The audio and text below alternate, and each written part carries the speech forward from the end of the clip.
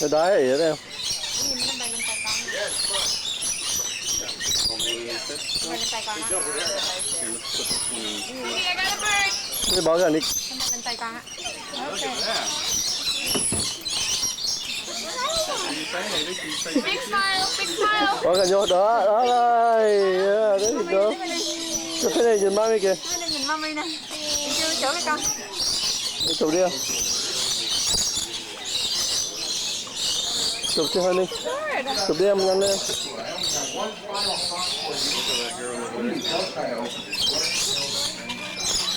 Sweetie, you want to give me a big smile?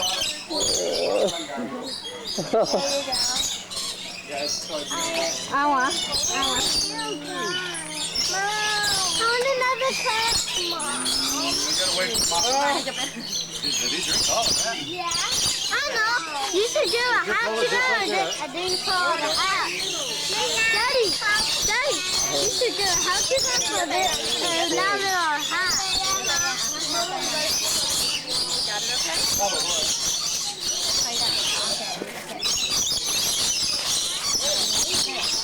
Oh, did it hurt, Daddy? Mami chụp hình kìa. Được rồi em ơi. Đi. Watch it. Xíu. Chụp đâu? Chụp lên cái đi. Em chụp đấy chưa? Look at mommy, look at mommy, look at cười. Cười gì sợ vậy con? Đừng cười. Được rồi.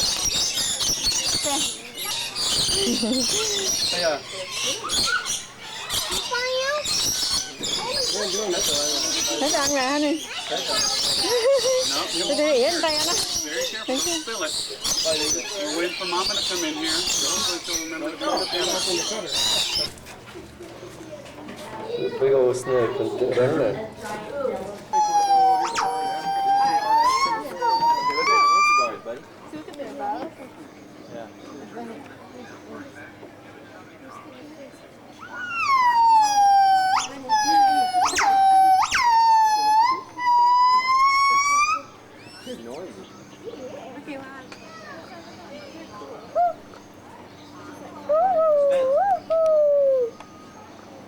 Oh, there's a baby standing there. See the little baby? Oh yeah. Curly. I picked you up. There's a little baby in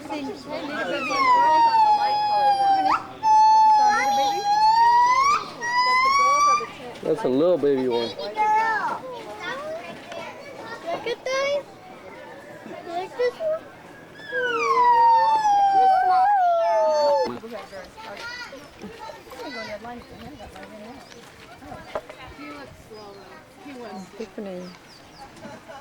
Tiffany nó đang chơi đó.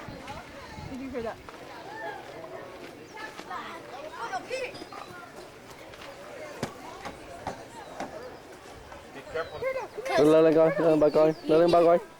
Lên lên coi.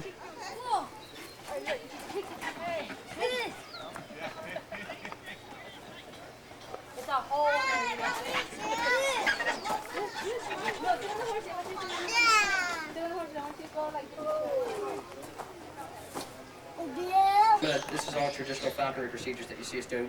We use traditional falconry procedures here at the show to train our free flight to our raptors. The only difference is that we're not having them hunt.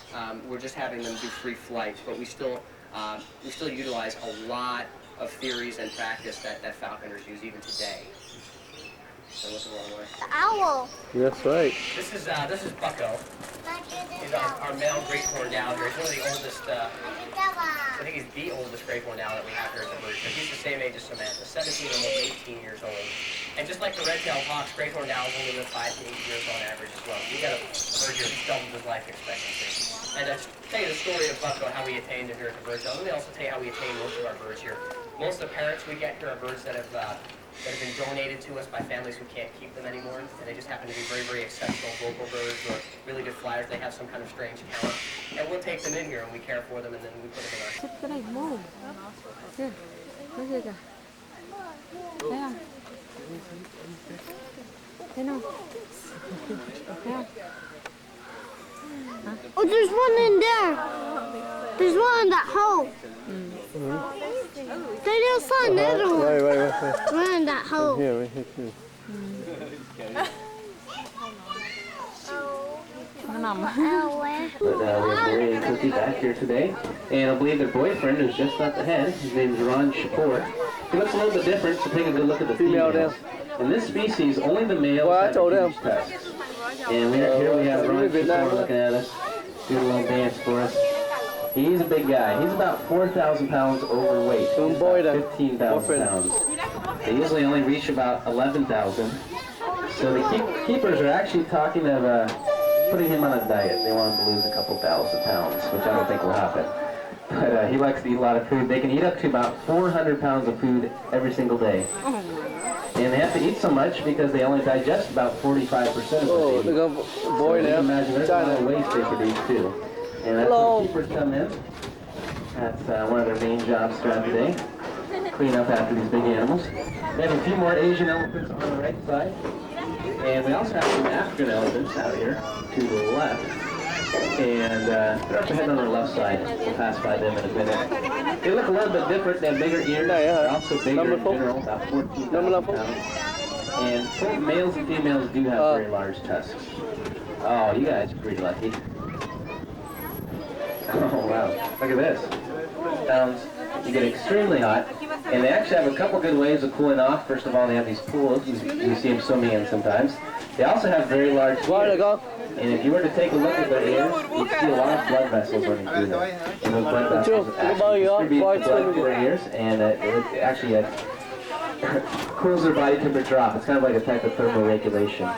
It'll bring the blood to the ears and cool the body off. So a couple good ways of cooling off in our pond today, right? Called the Kilimanjaro. It's actually they're along the Kilimanjaro Safari Walk, and the tents are part of a program called the Roar and Snore program. And it's a lot of fun. You can actually camp out here at the park overnight in perch right here.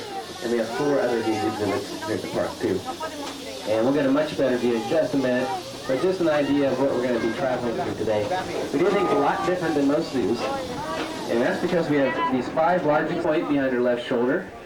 And about 50 yards to the right from that viewpoint. So it's pretty nice to see them out in the open during the middle of the day. We usually don't see that. But notice how the cats blend in. That's why you don't see them. They have a cryptic coloration, which basically means their coat color acts as a camouflage. And that allows them to sneak up on their food out in the wild. A lot of times the food is a lot faster than they are. So they have to be able to blend in with their habitat and be very sneaky animals so they can eventually catch their food. That's how they survive. So lions out today. We do have tigers somewhere out there to the right side, and if you want to go back and see them later on, we have a viewpoint behind us on the right. And you can just take the Kilimanjaro Safari Walk. If you've been down to the San Diego Zoo, the whole zoo and its parking lot can fit inside this one enclosure out here to the right side. So again, it's about 100 acres and 4 other exhibits too. 100 acre đó. And you have a nice view all the way down the valley. As you can see, these animals do form very large groups. We have some giraffe way down there amongst the palm trees towards the pond. And there's a rainbow giraffe. We'll get a better look at them. 100 acre em ơi. But nice to see all the animals out there. That's East Africa. We're going to leave that behind for about 10 minutes though. We'll leave that behind and we'll be back there pretty soon. We are skipping over to another continent though. And this will be keeping voices down on our tour today. Very important. We're going to see a lot of animals up close, and a lot of these animals are very shy. And it's a little bit too much. These rhinos out here don't see very far. They have a very good sense of hearing, so when you do see them up close, sometimes a little too loud, but run off. But these are the Indian rhinoceros we have on the right side. They come from Asia. And they're the largest rhinos we have here at the park, about 7,000 pounds when they're full grown. And we actually have the most successful captive breeding program in the world for this species. We've had over.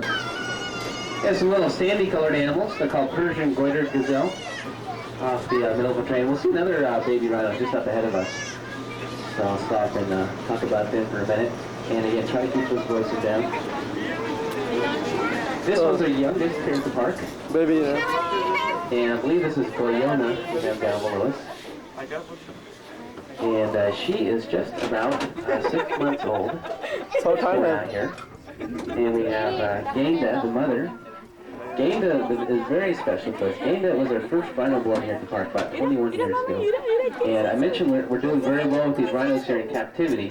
And she's helped us out a lot. She's a mother, she's a grandmother, and a great-grandmother. And even though she's a great-grandmother, she just gave birth about 6 months ago. So that little baby down there. Now the babies aren't very little either. The babies are about 150 pounds when they're born. And they gain about 100 pounds a month after they're born. So that baby down there is probably about 750 pounds. And they gain a lot of weight because they do eat a lot of food throughout the day. This is where you usually see them. Like, they do get big very rapidly. The adults only get up to about 50 pounds, 75 pounds. And here's a couple more right Cái này khác không ơi? Cái này rừng hơn đó, nó không tới gần người đâu. Now the rhinos are endangered animals, but they are doing very well here in captivity. But they're endangered because of poaching, which is illegal hunting. And I'll talk about that a few times on our tour today. But they're basically being hunted for their horns out in the wild, which is pretty sad because it's horns. Here in captivity, we have a young one out there born about 8 months ago. And we have another animal called the scimitar.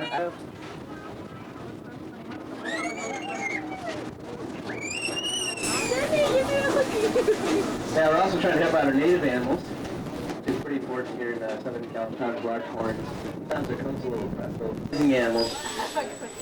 These are called Altai Wapiti. They come from Russia. And believe it or not, those antlers have only been growing for about 2 months now. It's only 2 months of growth, which is kind of hard to believe. But they can grow up to about 1 inch a day. That's because there's a lot of blood rushing to their antlers. And that's basically why the males aren't fighting right now, which you usually don't see. You usually see the males out there fighting for females, fighting for territory. But right now their antlers are very sensitive. They're in the velvet stage. They're still growing. And if they were to fight and crack one of them, they could actually die from blood loss. That's why they're not fighting. That's why they're all friendly. But in a month or so, they get the names from their horns. They kind of resemble almost the whole lifetime without drinking water. And there's not too much water in the desert, so that's a great survival strategy to have when you